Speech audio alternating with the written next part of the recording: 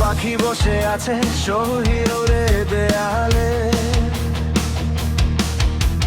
Shish দিয়ে গান গায় ধূসর খেয়ালে।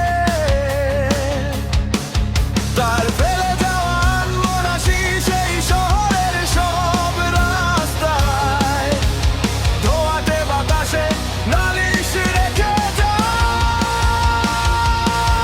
আমি দেখিনি, আমি শুনিনি, আমি বলিনি অনেক কিছু, জানিনি, আমি বুঝিনি, তবু ছুটেছি তোমার পিছু।